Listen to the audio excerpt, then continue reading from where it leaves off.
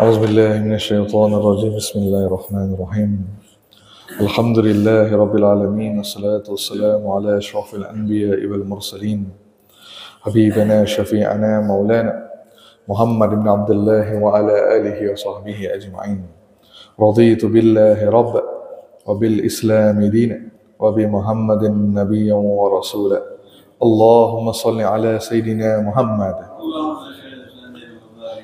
اللهم صل على سيدنا محمد اللهم صل على سيدنا وحبيبنا وشفيعنا مولانا محمد طب القلوب ودوائها وعافية أبدان وشفائها ونور الأبصار وضيائها وعلى آله وصحبه وبارك وسلم رب اشرح لي صدري ويسر لي أمري واحلل عقدة من لساني yafqahu qawli amma ba'd. Assalamualaikum warahmatullahi wabarakatuh. Apa kabar jemaah Masjid Fastabiqul Khairat? Sehat? Bagaimana dengan daging kurbannya? Udah habis? Masih ada? Masih disimpan dah habis? Udah selesai makannya? Masih ada yang simpan, Bu? Masih simpan dah habis? Baik, mudah-mudahan berkahnya, amin ya rabbal alamin. Baik, kita lanjutkan pengajian kitab Adabul Mufrad karangan Imam Bukhari. Dah masuk bab yang ke-124. Kita lanjutkan bab 124, yakni bab lapang dada kepada manusia. Lapang dada kepada manusia. Baik, daripada hadis bernombor 246, Muhammad bin Sinan menyampaikan kepada kami, ia berkata, Fulaid ibnu Sulaiman menyampaikan kepada kami, ia berkata, Hilal bin Ali menyampaikan kepada kami dari Atha bin Yasar, ia berkata, aku bertemu dengan Abdullah bin Amr bin Al-As. Abdullah bin Amr bin Al-As. Lalu aku berkata, siapa yang berkata? Atha bin Yasar. Atha bin Yasar ini berjumpa dengan Abdullah ibnu Amr, salah seorang sahabat Nabi SAW. Langsung Atha bin Yasar berkata, beritahukan kepada aku tentang ciri-ciri Rasulullah SAW di dalam kitab Taurat. Di dalam kitab Taurat. Maka Abdullah bin Amr bin Al-As menjawab, baiklah, demi Allah, beliau memiliki ciri dalam kitab Taurat seperti beberapa ciri yang disebutkan di dalam Al-Quran. Langsung Abdullah bin Amr ni membawakan ayat Al-Quran, surah Al-Ahzab. Surah Al-Ahzab ayat yang ke-45. Surah Al-Ahzab yang ada Quran boleh buka. Surah Al-Ahzab ayat yang ke-45. Ya ayyuhan nabiyyu inna arsalnaka syahidan wa mubassiran wa nazira. Wahai Nabi, kan? Ya ayuhan Nabi, wahai Nabi, inna arsalnaka, sesungguhnya kami mengutuskanmu sebagai syahidan, yakni sebagai syahid, saksi, sebagai saksi terhadap umatmu, terus mubassiran, sebagai pembawa kabar gembira, berita gembira kepada orang-orang beriman, wa nazira, dan pemberi nazir, memberi amaran kepada orang-orang yang ingkar. Maka tiga ciri ini disebutkan dalam Taurat, kata siapa? Abdullah bin Amr. Serta penjaga, langsung dilanjutkan.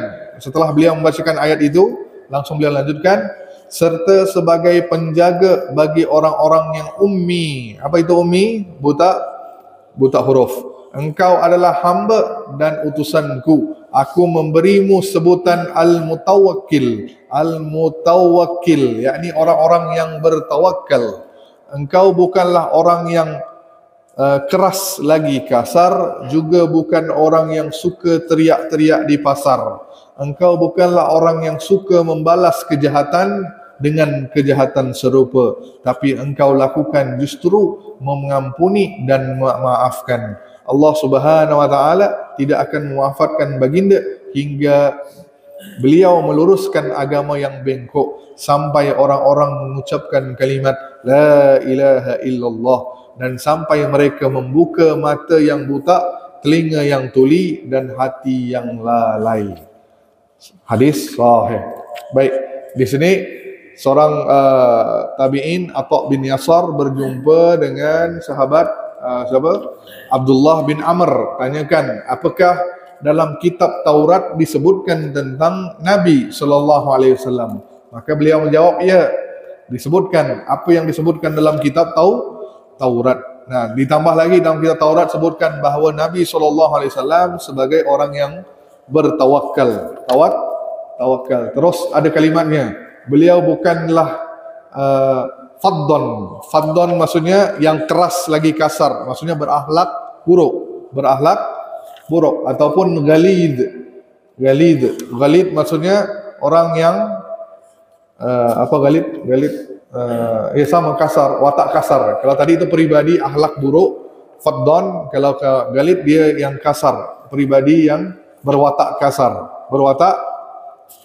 Dan baginda seorang yang tidak suka membalas kejahatan dengan kejahatan, malah beliau mengampuni dan memaafkan. Baik.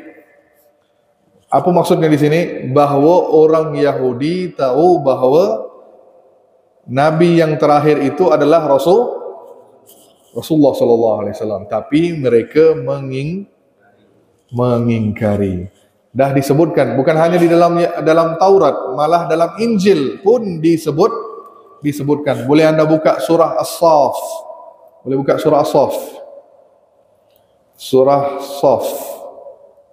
Saff bukan Safat, Saff. Surah Saff, surah ke-61. 61, coba buka ayat yang ke-6. Ada? Boleh bacakan? Siapa yang boleh bacakan? Bacakan terjemahannya. Wahai Bani Israel, sesungguhnya aku utusan Allah padamu yang membenarkan kitab yang turun sebelummu, yaitu Taurat, dan memberi kabar gembira dengan seorang Rasul yang akan datang setelahku yang namanya Ahmad. Namun ketika Rasul itu datang kepada mereka dengan membawa bukti-bukti yang nyata, mereka berkata, ini adalah sendiri yang nyata. Baik, siapa yang berkata? Nabi Isa ibnu Maryam. Nabi Isa sampaikan kepada kaumnya bahawa Bani Israel, sesungguhnya aku ini adalah Rasulullah, yakni utusan Allah ilaikum, Rasulullah ilaikum, yakni aku ini adalah pesuruh Allah kepada kamu, mengesahkan, kan, musaddiqal lima baina yadayya minnat taurati, yakni aku membenarkan kitab-kitab sebelum kalian, yakni sebelumku, yakni kitab Taurat yang dibawa oleh Nabi Musa, dan aku sampaikan kepada kalian wa mubasysyiran bi rusuli ya'ti min ba'di ismuhu Ahmad, bahawa setelah aku akan datang seorang nabi, seorang rasul setelah aku, yakni yang diberi nama Ahmad merujuk kepada siapa? Rasulullah SAW. Muhammad Ahmad merujuk kepada Nabi SAW. Maksudnya apa di sini? Nabi Isa sudah sampaikan kepada kaumnya bahawa akan datang Nabi setelah beliau, yakni Rasulullah. Tapi orang-orang kaum, baik kaum Nasrani ataupun kaum Yahudi, tidak menerimanya. Apalagi kaum Bani Israel. Siapa? Kaum Yahudi. Dari dulu mereka tidak menerima Nabi sallallahu alaihi wasallam. Bukan tidak menerima Rasul, mereka terima Rasul yang terakhir, tetapi tidak menerima Rasul itu adalah Muhammad. Kenapa? Bukan dari keturunan Bani Israel sebagaimana nabi-nabi sebelumnya, yakni sampai Nabi Isa, semuanya keturunan Bani Israel. Kan daripada kita lihat daripada jalur Ishak, kan daripada Ishak dapat Ayub, dapat Yakub, kan? Yakub kan nabi yang mempunyai banyak anak kan, 12 anak. 12 ini adalah keturunan disebut Bani Israel, anak kepada Israel. Yakni merujuk kepada Nabi Yakub alaihissalam. Daripada situ anda kira semua nabi adalah Bani Israel. Malah disebutkan dalam sirah bahawa orang-orang Yahudi ketika membaca Taurat, nabi akhir zaman akan muncul di tempat yang banyak kurma. Tempat yang ada daerah yang memiliki banyak kurma. Jadi orang-orang Bani Israel ini cari di mana lokasinya. Ternyata di tanah Arab. Langsung mereka ini yang baca Taurat, mereka berhijrah dari Syam, dari Palestina, berhijrah ke mana? Ke Arab, ke Madinah. Sebelum tu belum lagi disebut Madinah, disebut Yathrib. Apa?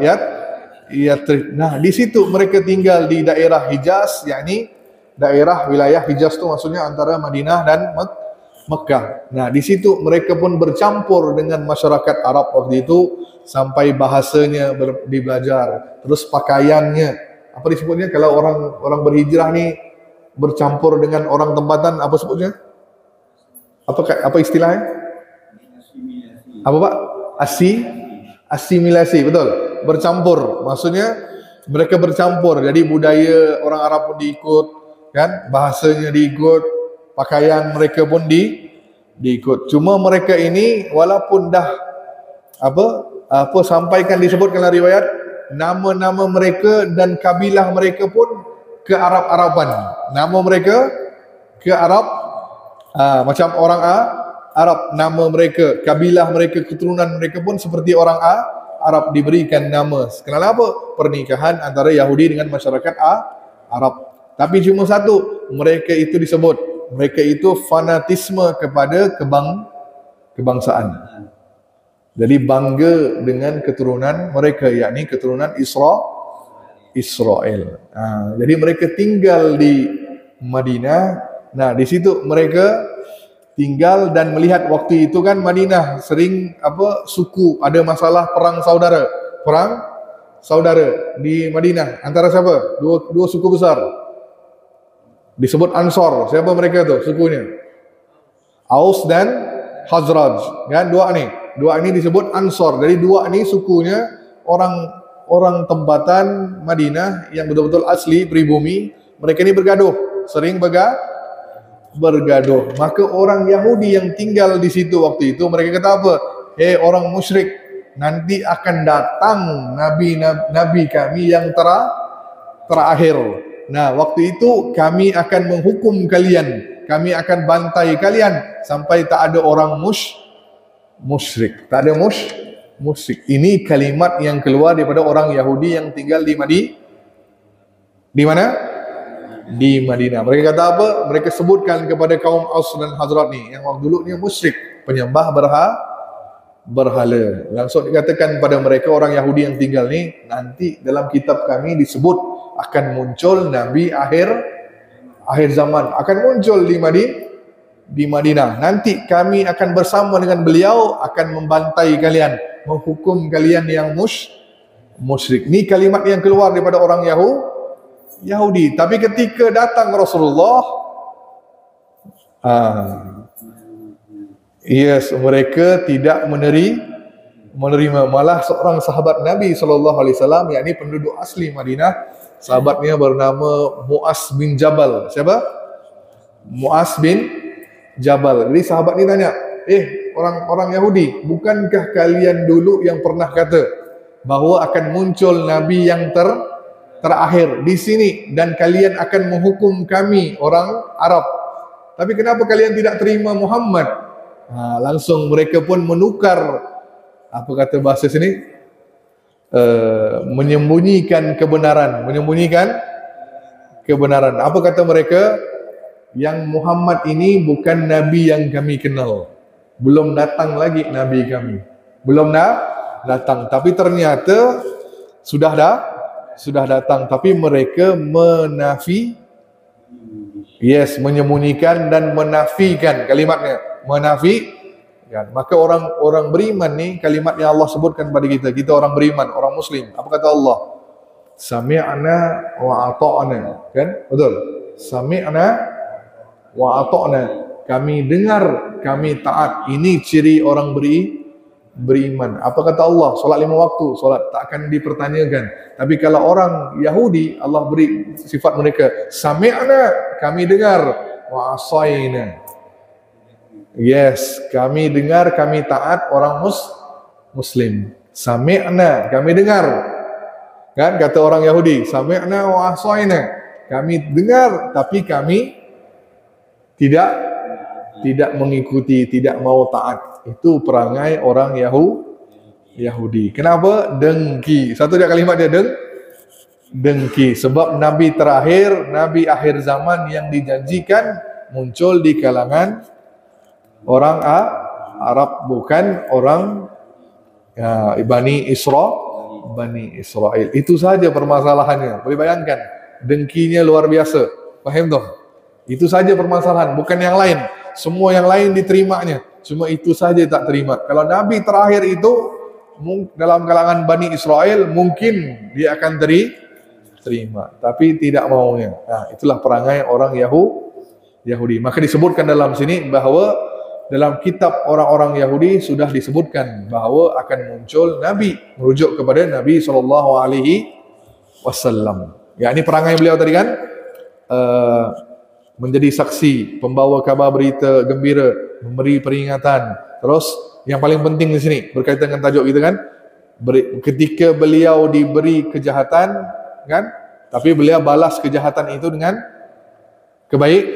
kebaikan, yakni mengampuni dan memaafkan. Baik, saya lanjutkan. Hadis berikutnya 247. Sesungguhnya ayat sama juga, masih merujuk kepada ayat yang sama. Daripada Abdullah bin Umar, ia berkata, sesungguhnya ayat dalam Al-Quran ini kan, yang dibaca tadi, ya Nabi, sesungguhnya kami mengutus kamu sebagai saksi, pembawa kabar berita dan pemberi peringatan. Itu di dalam Taurat juga terdapat hal yang senada. Maksudnya apa?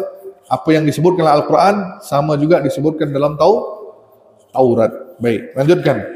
125. Hadis 1 bab 25, 125, bab senyum. Allah, senyum. Baik. Ali bin Abdullah menyampaikan kepada kami, ia berkata, Sufyan menyampaikan kepada kami dari Ismail, dari Qais, ia berkata, aku mendengar Jarir. Siapa Jarir?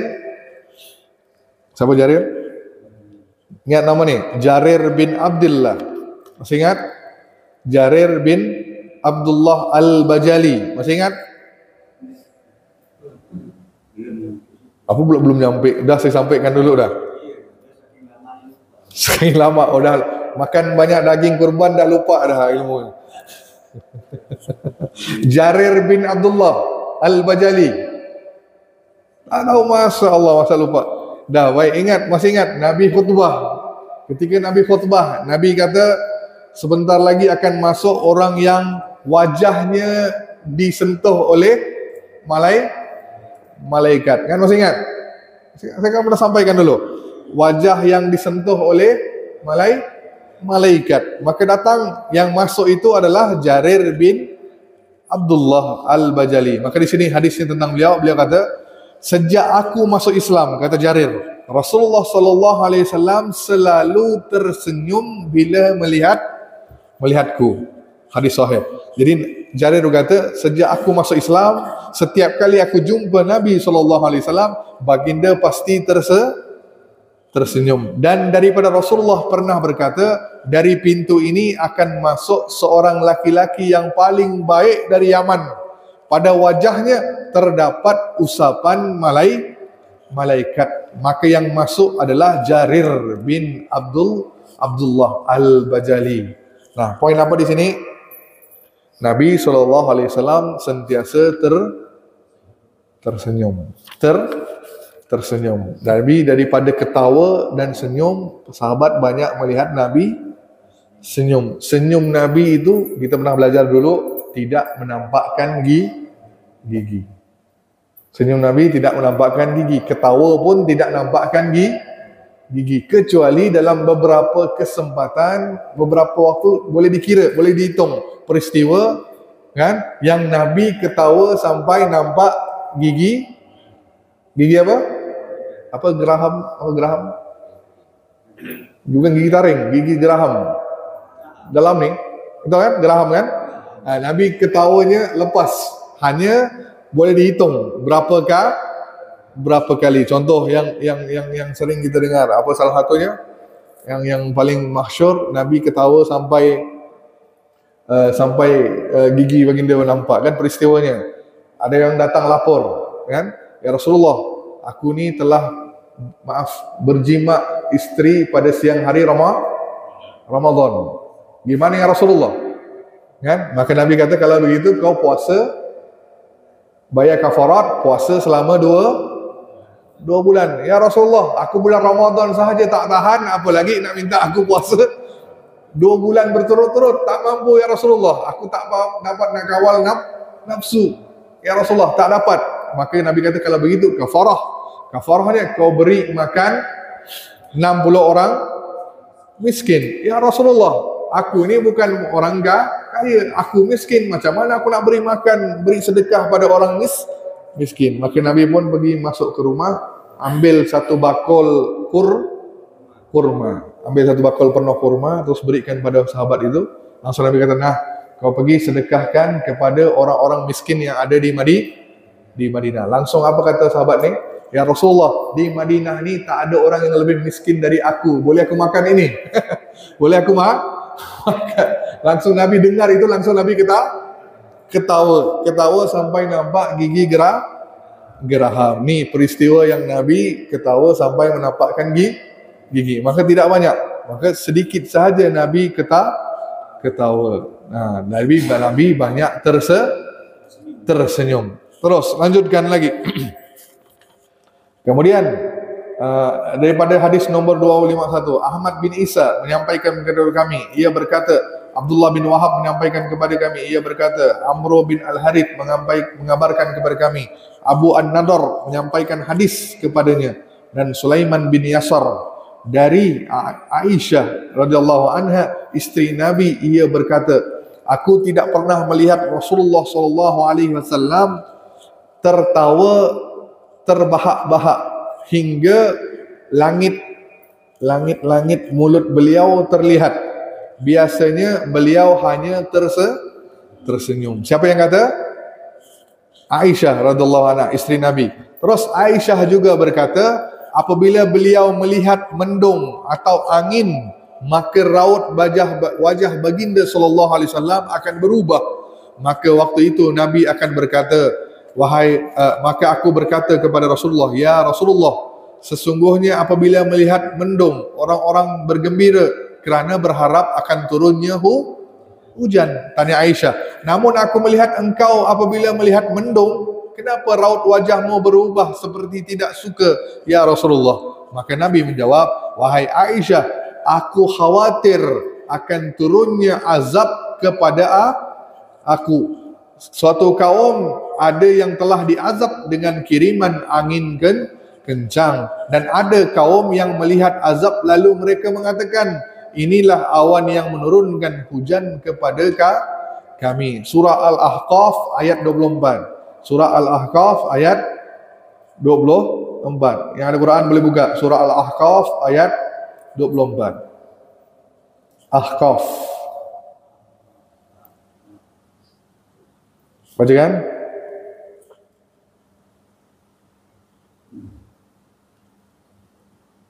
Surah berapa Al-Ahqaf?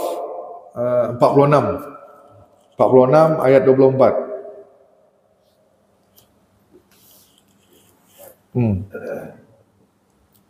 Maka apabila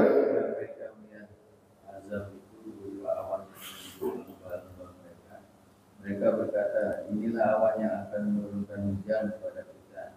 Bukan, tapi itulah azab yang kamu minta agar disegerakan datangnya, yaitu angin yang mengandung azab yang pedih. Baik.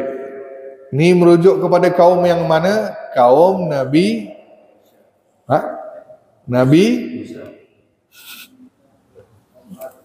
kaum Hud.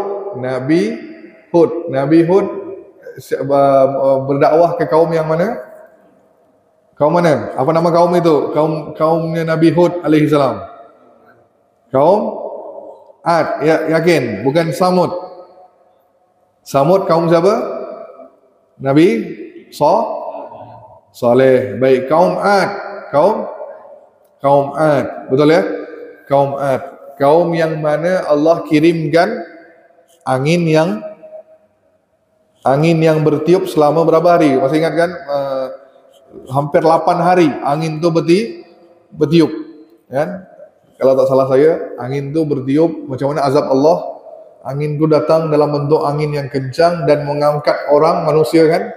Dia berputar-putar di langit selama 7 hari, berputar-putar sampai terlepas kulit daripada badannya, terkeluar semua ususnya. Nah, begitu Allah azab kaum yang diutuskan Nabi Hud alaihi salam. Jadi ketika mereka melihat awan yang mendung, dah lama kemarau, maka mereka kata apa? Ini adalah hujan. Ternyata itu adalah azab dari Allah. Nah, itu yang Nabi SAW sentiasa rasa takut setiap kali melihat awan yang gelap. Nah, kita gembira kan?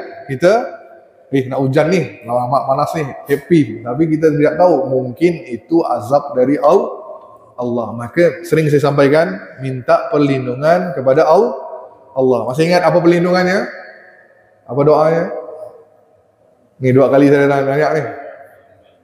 Pertemuan kemarin pun nanya juga. Apa ketika hujan turun, angin kencang, ataupun angin yang kuat, ataupun nampak awan mendung, Nabi baca apa? Allahumma lakasumtu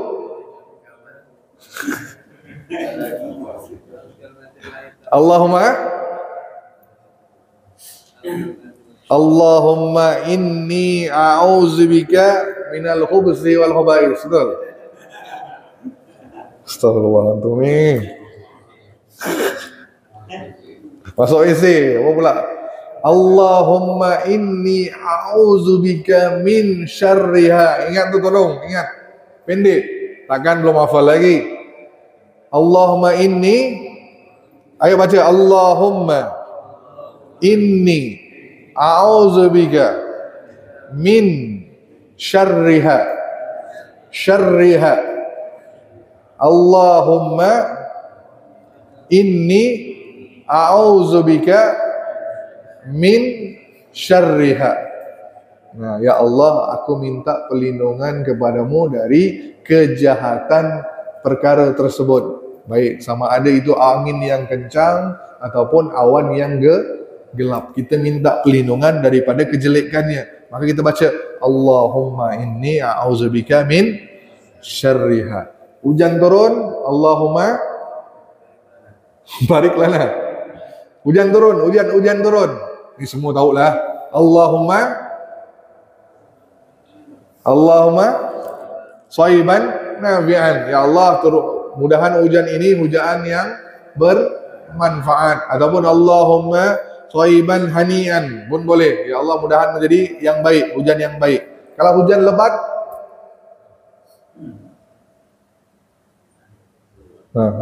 lupa. Dah saya pernah ajar kemarin. Dah saya kirim ke Pak Hidayat, minta share di grup. Ada kan doanya? Ada. Di-share ke tak di-share? Tak ada. Ada ke Pak? Ada ke tak? Ada, saya minta beliau sharekan. Tak ada.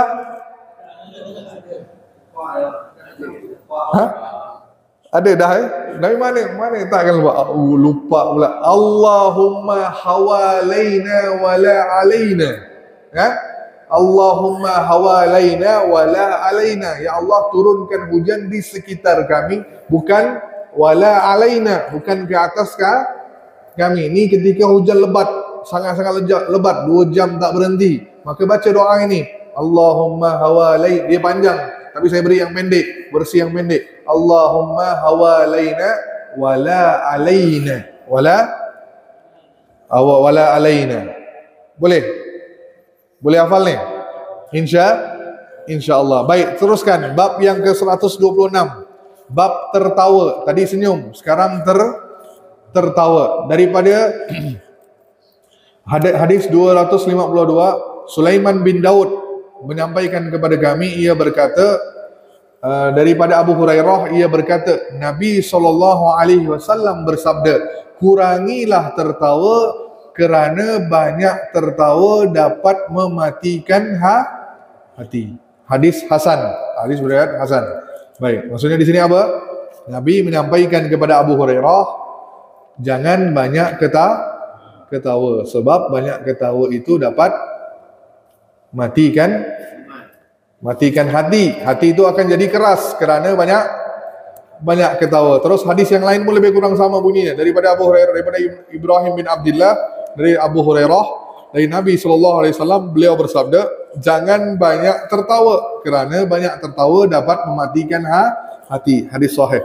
Baik, ini termasuk jawami'ul kalim, yakni daripada kata-kata Nabi SAW, kata-kata yang berbentuk motivasi untuk kita. Jangan banyak ketawa. Banyak apa? Kerana ketawa itu boleh matikan hati. Kenapa? Apalagi ada hadisnya, jangan ketawa banyak dalam masjid. Orang yang banyak ketawa dalam masjid, nanti dalam kuburan dia akan menangis. Ada hadisnya. Saya lupa hadisnya, tapi lebih kurang begitu. Jangan banyak ketawa di dalam masjid. Masjid bukan tempat banyak ketawa. Kenapa? Sebab tempat masjid adalah rumah mengingati Allah. Jadi antum banyakkan ingatkan akhirat di masjid. Maka kalau antum banyak ketawa di masjid, maka lalai. Sama juga, kita banyak ketawa, banyak lalai. Betul. Cuba bapak kalau banyak menghafal, kalau bapak banyak ketawa, pasti akan ada lupa sebahagiannya. Maka jangan banyak ketawa. Bukan maksudnya anda kena bermasam muka sentiasa lah. Bukan maksudnya mulut apa bahasa sini? Muka monyok, apa bahasa sini? Apa pak? Cemburut. Jangan mukanya muka marah terus. Itu pun stres. Faham tu?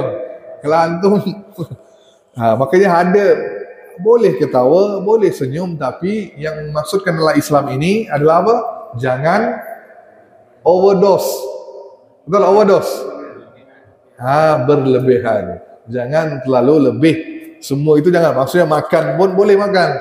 Jangan makan berlebihan. Maksudnya apa kan? Contoh, makan kambing naik kolesterol apa tidak? Tidak. Bagi saya lah tidak naik kolesterol. Kecuali kalau antum makan langsung 5 kilo sehari habiskan. Ya, boleh jadi. Faham tu? Maksudnya kalau antum makan dalam porsi yang standar, tidak lebih, tidak kurang, itu dah aman. Faham tu? Jelas. Sama juga ketawanya. Jangan terlalu banyak ketawa. Sebab ketawa dapat mematikan hati. Itu kata Nabi SAW. Maksudnya apa? Hati ini akan cenderung untuk lalai, lupa kepada Allah. Faham tak? Baik, hadis yang sebelum saya tutup. Ni hadis penting. Ni penting. Daripada Abu Hurairah, ia berkata, Nabi pernah keluar menemui kelompok sahabat beliau yang sedang ketawa. Jadi, Nabi tengah keluar, lihat satu kelompok sahabatnya, ada Abu Bakar, ada Umar. Mereka ketawa. Jadi langsung Nabi bersabda, demi zat yang jiwanya ada di tangannya, kalau seandainya kalian mengetahui apa yang aku ketahui, nescaya kalian akan sedikit tertawa dan banyak menangis. Kemudian beliau pun berlalu, maka sahabat yang ketawa ini langsung menangis. Langsung Allah mewahyukan kepada beliau, ya Muhammad, kenapa kau membuat hamba-hambaku berputus asa? Maka Nabi pun kembali kepada mereka dan berkata, bergembiralah, berbuatlah yang benar dan mendekatlah untuk meraih kesempurnaan. Hadis sahih. Maka di sini Nabi kata, lihat banyak teman ni, banyak sahabat Nabi yang ketawa terus, tak tahulah apa yang dibicarakan, banyak ketawa sampai mereka lupa untuk berzikir. Maka Nabi yang lalu langsung Nabi tegur, kalau kalian tahu apa yang aku tahu, pasti kalian akan sedikit ketawa, banyak menangis. Apa maksud Nabi SAW? Kalau kalian tahu apa yang aku tahu, Maksudnya apa? Nabi pernah melihat akhirat. Nabi pernah tahu sisa neraka. Nabi tahu tentang syurga. Nabi tahu tentang azab neraka jahanam. Semuanya Nabi pernah lihat. Maka Nabi kata apa? Untuk persiapan kita itu bagaimana di dunia ni? Kalau banyak ketawa pastilah lalai. Faham tak? Banyak lupa, tidak buat persiapan untuk bekal akhirat. Maka Nabi tegur, jangan banyak ketawa, banyakkan menangis. Kurangi ketawa, banyakkan menangis. Menangis kenapa? Bukan menangis kerana isteri kita lari, bukan. Menangis kerana apa? Dia ada menangis pak, bapak menangis nonton filem. Ada kan? Ibu-ibu nonton filem Korea ke langsung nangis. Ambil tisu nangis terus. Adakah tangisan itu bernilai? Bernilai apa tidak di sisi Allah? Tak dinilai. Ataupun bapak menangis kerana helm hilang. Motor hilang, mobil hilang, bapak menangis, barang hilang. Adakah itu bernilai di sisi Allah? Tangisan itu pun tidak bernilai. Ataupun zaman bapak masih remaja dulu, bapak ingat, putus cewek. Nangis apa tidak? Dulu, masih ingat zaman-zaman muda dulu. Gak laku. Pak Hidayat kali yang tak lakunya. Nah, zaman muda kita, macam anak-anak zaman sekarang, bila putus cewek sampai nak bunuh diri, betul kan? Betul? Nah, bercinta putus sampai tak sanggup nak hidup, makan tak lalu lah, apa mandi tak basah lah. Ni perangainya manusia, anak-anak zaman now. Nah, adakah itu tangisan bernilai di sisi Allah? Yang mana bernilai? Tangisan yang kita keluarkan air mata ketika kita takut kepada Allah. Contoh, bapak buat dosa, kan? Pernah buat dosa. Tiba-tiba satu waktu, bapak merasa sangat-sangat mengingat dosa tadi. Langsung bapak, ya Allah, dulu aku begini ya. Langsung bapak pun mengingat kenangan masa lalu itu sambil menitiskan air mata. Kenapa? Bapak takut. Apakah Allah akan ampuni aku atau tidak? Itu kan takut kepada Allah kerana dosa-dosa kita. Faham tak? Maka itu tangisan yang bernilai di sisi Allah. Faham tak? Satu tangisan yang kita keluarkan, air mata setetes ni, setetes yang keluar kerana takut kepada Allah, itu dapat memadamkan seluruh lautan neraka jahanam. Ingat ni, setetes air mata taubat yang kita ngalirkan kerana dosa kita, kerana takut kepada Allah, kita ingat ni, akan mampu memadamkan lautan neraka jahanam. Nah, itu yang Allah tunggu. Faham tak? Tangisan taubat, tangisan takut kepada Allah. Faham tak? Maka itu maksud Nabi, banyakkan menangis di dunia. Pasti kalian akan senyum ketawa di akhirat. Boleh faham maksud Nabi SAW? Jadi jangan merasa, orang yang merasa aman di dunia, dia akan merasa sengsara di akhirat. Orang yang merasa sengsara di dunia, dia pasti akan merasa sengsara. Kenapa? Dosanya, takut kepada Allah, dia merasa takut nih. Maka di akhirat dia akan pasti aman. Faham tak? Maka ingat, ni waktunya. Bapak yang dah usia 60 ke atas, 50 ke atas ni waktu-waktu, kata orang Malaysia, senja, betul? Dah senja dah, nak masuk maghrib. Nak terbenam ke mana? Dalam bumi. Faham tu? Maka persiapan bapaknya apa? Maka Nabi pernah ditanyakan sahabat, ya Rasulullah, mata sa'ah, kapan kiamat? Apa Nabi sebut? Oh, kiamat ni akan berlaku sekian-sekian. Tak, Nabi tak sebutkan itu. Nabi kata apa? Apa yang kau persiapkan untuk kiamat? Apa yang kau persiapkan untuk kiamat? Untuk kematian? Nabi nanya kembali kan, maka persiapan kita itu harusnya persiapan untuk kematian. Dah cukup bekal belum? Udah cukup bekal ke belum nih? Bapak-bapak yang di sini nih? Nah, insya-Allah mudah-mudahan. Memang belum cukup, tapi mudah-mudahan kita menuju untuk mencukupkan bekalan kita. Faham dong? Oke, baik. Ada pertanyaan? Silakan. Mana? Silakan Pak. Langsung. Wassalamualaikum warahmatullahi wabarakatuh. Bagaimana bagi hamba Allah yang menjauhkan diri atau tidak mendekati orang-orang zalim atau alat tersebut termasuk ciri-ciri lapang dada. Berlapang dada menjauhi orang yang Jalim. maksudnya Yang jalim misalnya kita tahu dia itu misalnya yang mudah jalan itu penjudi baik. atau pembunuh. Kita jauhkan. Kita menjauhi diri kerana dosanya tadi, perbuatan yang tidak baik tadi. Tapi memutuskan silaturahmi apa tidak? Tidak, cuma kita menjauhi daripada bergaul. Tidak memelaikan dia, tidak memusuhi dia, Tidak memusuhi dia, cuma kita menjauhi daripada perbuatan. supaya jangan kita terlibat dengan hal yang Baik, tugas seorang muslim kepada muslim yang lain ingat wajib menegur. Tegur. Kalau dia buat salah, sebaiknya kita menasihati. Kalau itu teman kita, kan? Kalau boleh kita menasihati dia. Tapi kalau dia masih tidak mau mendengar, maka banyakkan mendoakan dia, tapi kita berjauhan tadi. Itu boleh. Supaya apa? Kita tidak terikut-ikut perangai dia, bukan memutuskan tali. Contoh, kalau beliau ditimpa musibah, tetap kita menziarahi, berdatang kepadanya. Faham dong? Kalau beliau mengundang, tetap kita hadir. Faham dong? Tugas kepada muslim yang lain tetap kita buat. Cuma dalam hal ini, cuma kita tidak mendekati dia kerana maksiat yang dilakukan. Itu boleh. Tapi jangan dipinggirkan, jangan apa bahasa sini, asingkan dia. Tetap kalau ada masalah, tetap beliau memerlukan bantuan, tetap kita tolong. Itu Pak. Walaupun dia orang jahat contohnya. Kan? Kalau dia orang jahat, contoh tiba-tiba kecelakaan di tepi jalan. Akan bapak nak kata, rasakan. Bapak terus langsung tak, tetap bapak akan tolong walaupun itu orang jahat tadi. Nah, gitu Pak. Cuma dalam hal perbuatannya kita tidak mengikutinya, tidak mau terlibat sama. Maka kita menjauhi, itu boleh. Boleh. Terus? yang Kedua. bagaimana penilaian hamba Allah yang menentukan suatu keadaan alam, bisa yang terjadi atau tidak, atau secara pasti atau tidak, karena ilmu pengetahuan atau perbuatan sehari-hari, agak kelihatan sehari-hari, seperti contoh hujan, ya.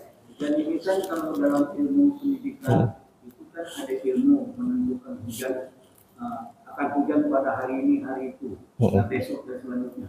Kalau seperti bisa sehari-hari juga yang pernah saya ketahui, ada orang ahli di bidang penilaian cuaca, dia bilang kalau gelap di atas akan hujan di atas yang tempat gelap, kalau terang itu tidak akan terjadi hujan. Dalam penilaian tersebut, apakah kita mengikut kategori yang sifatnya melanggar akidah hukum atau boleh atau tidak? Assalamualaikum warahmatullahi wabarakatuh. Baik.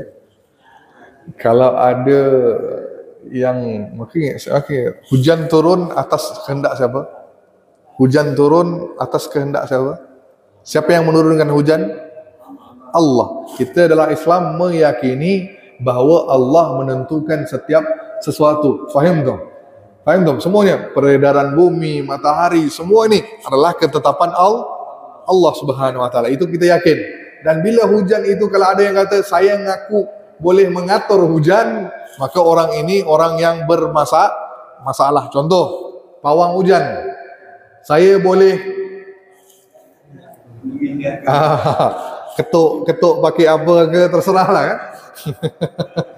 Ni nak ketuk pakai alat ke, baca mentera ke, ni orang yang sesat, orang yang tak benar. Kalau berkaitan dengan orang yang belajar ilmunya tadi, ramalan cuaca, ramalan itu memang dia belajar. Kalau nampak kelompok awan ni banyak ni, kemungkinan akan hujan. Itu pun dia kata ramalan, belum perkiraan kan, ramalan, perkiraan akan hujan. Boleh jadi hujan, boleh jadi tidak hujan. Itu dia belum pasti. Nah, itu boleh. So, dia lihat dari mana metodenya, bukan dia macam main pawang hujan, bukan. Ini memang dia melihat kondisi awannya bergerak, tiupan angin. Ini kan ilmunya ada. Itu boleh. Itu perkiraan. Itu pun belum pasti. Itu boleh. Tapi kalau dia kata aku boleh alihkan hujan ni,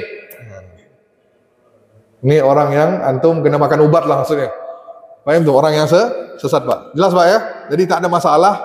Kalau kita melihat awan ni mungkin nak hujan ni, itu tak ada masalah. Tak ada masalah. Memang kalau awan gelap mungkin akan turun hujan. Itu cuma dalam sini Nabi setiap kali melihat awan yang gelap, baginda takut akan timba azab.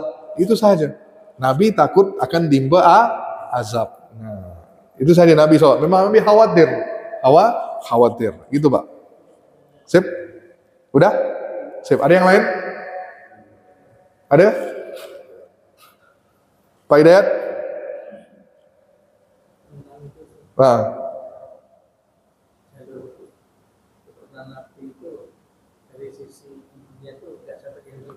Yang mana? Jalur? Siapa?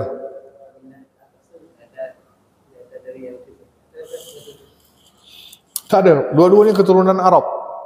Aminah dan ayahnya Abdullah, ibu Nabi dan bapak, dua-duanya keturunan Arab asli. Maksudnya Arab dari jalurnya sampai kepada Ismail alaihissalam, yakni pribumi asli Arab. Nabi Ismail kan pribumi asli Mekah yang mereka datang. Jurhum, ada kabilah namanya Jurhum. Kabilah itu. Nah, Nabi Ismail menikahi wanita Jurhum, yakni penduduk asal Madinah dulu-dulunya zaman itu. Dan ada orang Arab. Dari situ keturunan lahir Abdullah dan juga Aminah, ibu dan bapak Nabi SAW. Dua-duanya keturunan Arab, bukan bangsa lain. Asli Arab. Baik, ada yang lain? Udah, ada Pak? Udah Pak Deden. Sini loh. Assalamualaikum warahmatullahi wabarakatuh. Waalaikumsalam warahmatullahi wabarakatuh. Kata Pak Ustad, kata saya pula nih. Nih takut nih kata saya nih. Jangan memutuskan tali silaturahmi. Betul. Walaupun dia orang jahat sebagaimana. Benar. Tahu-tahu kita ini tahu bahwa si fulan ini kerjaannya suka judi, suka bantu orang. Suatu hari dia memanggil dan mengundang kita untuk makan-makan. Sedangkan hasil itu dari perbuatan yang kita tahu, apakah wajib kita pergi undangan beliau? Pergi, selama tidak ada maksiat di dalamnya. Tapi hasil itu kan Itu soalnya dia dengan Allah, bukan urusan bapak. Ya, bagi bapak jadi sedekah. Bam, untuk bapak sedekah hadir ke majelis sahabat yang lain. Diundang kan wajib kita pergi. Walimah, pernikahan dan sebagainya. Selama tidak ada maksiat. Contohnya dia ngundang, ayo kita buka puasa di bar, di dangdut, diskotek. Itu yang tak boleh. Paham Pak ya? Kalau dia ngundang ke rumah, ada keselamatan, doa selamat. Jangan bapak mikir tentang rezeki dia. Itu urusan dia dengan Allah. Kalau dia mikir saya bersedekah, dia tidak salah. Nah, Allah tidak akan menerima kecuali yang baik. Harta haram Allah tak akan terima. Tapi itu bukan persoalan kita. Contoh orang yang menunaikan haji, dia pakai duit haram, menunaikan umroh, sah. Dari segi dasar zahirnya ibadah itu sah, tapi diterima oleh Allah atau tidak? Tidak tahu kita, wallahu alam. Tapi ada hadis Nabi, kalau ada harta haram dipakai, Allah tidak akan terima yang haram. Jadi kalau dia ngundang kita, ini urusan antara manusia dengan manusia. Maka bapak ada dua pilihan, nak pergi boleh, tapi seafdolnya pergi ketika diundang. Itu tanggung jawab seorang muslim kepada muslim yang lain. Soal dia korupsi, soal dia itu terserah dia. Itu tidak akan mempengaruhi kita, Pak. Jelas, Pak? Nah, jadi tak ada masalah. Nah, boleh pergi kalau diundang. jadi itu tidak termasuk subhanallah, Pak. Kalau kita tidak tahu gitu, kita terpadu, tapi kalau bapak terlibat sama persubahat, ya dalam urusan kerjaan dia, contoh bapak berbuat bisnis dengan dia, ternyata dia pakai rezeki yang daripada sumber yang haram, bermuamalah dengan dia, itu yang salah. Tapi kalau dalam sekadar memenuhi undangan dia, tak ada masalah. Nah, gitu Pak.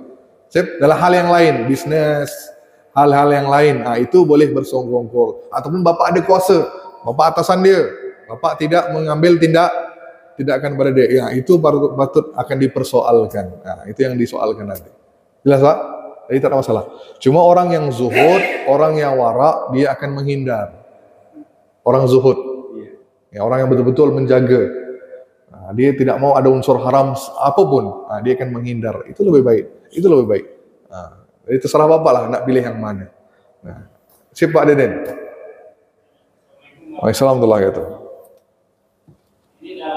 Dalam ukhuwah Islamiyah. Lanjut. Menempatkan berlapang dada itu adalah Kira-kira bagaimana penjelasan dari Ustaz? Siapa yang meletakkan paling rendah? Ya, saya belajar itu bahwa di itu kalau kata bahwa itu kalau sudah lapang dada itu sudah tidak ada, maka tidak akan terjadi kata kuat dan jamaah dan apapun.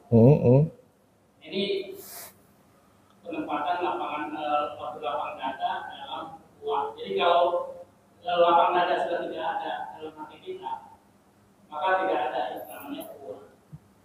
Tidak. Karena sudah tidak lagi tertentu. Terus pertanyaannya? Ya, ini kenapa bisa dikatakan seperti itu? Berlapang dada ketika tidak lagi kita berdapang dada pada muslim yang lain, maka tidak ada ukhuwah. Dari mana anak Kita ukhuwah ini kan banyak ya. Tapi paling kecil sekali itu, kalau itu sudah tidak ada dalam hati kita, atau antara dua orang itu sudah tidak ada lagi, maka tidak ada namanya ukhuwah. begitu? Iya. Saya pun tak tahu dari mana antum dapat ini. Anak la adri juga nih, anak kurang tahu juga nih. Contohnya, beri contoh. Ya, artinya gini. Ini ya. Bapak bergaduh, berkelahi dengan orang, Ya. tidak Kalau lapang dada itu artinya berbaik saja. betul, berhusnuzon, betul. Dia punya jabatan apa? Yes, Dia punya kemampuan apa? betul. Maka kalau sudah tidak berlapang dada, itu tidak ada namanya ukhuwah. Tidak ada namanya ukhuwah. Ya, makanya dalam kitab jemaah itu Harus berlapang dada. harus ya minimal sekali ada yang namanya salamatus sadar. Berlapang dada terhadap saudara kita. Baik, saya tidak tahu sama ada itu akan buat hilangnya ukhuwah ataupun tidak. Cuma memang wajib kita berlapang dada, berhusnuzon, wajib berhusnuzon. Kalau anda suuzon akan buka pintu-pintu yang lain, pintu dosa yang lain. Makanya kita baca 3 dosa serangkai. Apa dia? Yang pertama disebut suuzon. Suuzon. Bila dah suuzon, antum akan yang keduanya, tajassus. Apa itu tajassus? Mencari-cari kesalahan dia. Di mana salah orang ini? Bila dapat jumpa kesalahan, langsung kita buat dosa yang berikutnya.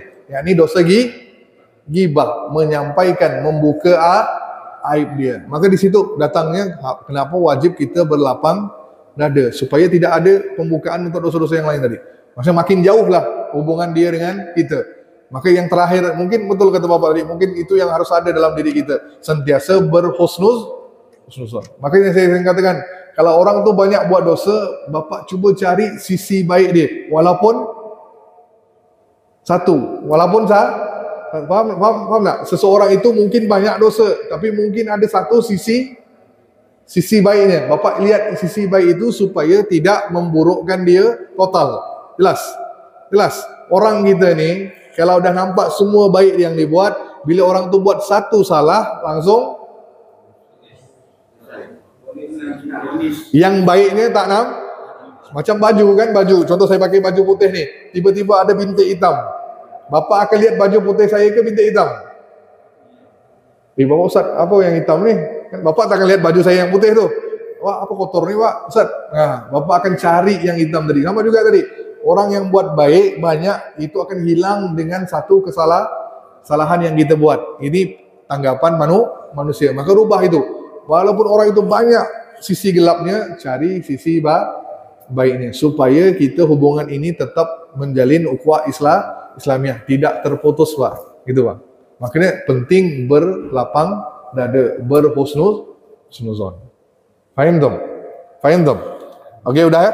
Sip, itu sahaja, insyaAllah sambung lagi minggu depan. Wabillahi taufiq wal hidayah. Assalamualaikum warahmatullahi wabarakatuh. Tutup dengan tasbih kafarah. Subhanallah bihamdika, asyhadu an la ilaha illa anta, astaghfiruka wa atubu ilaik.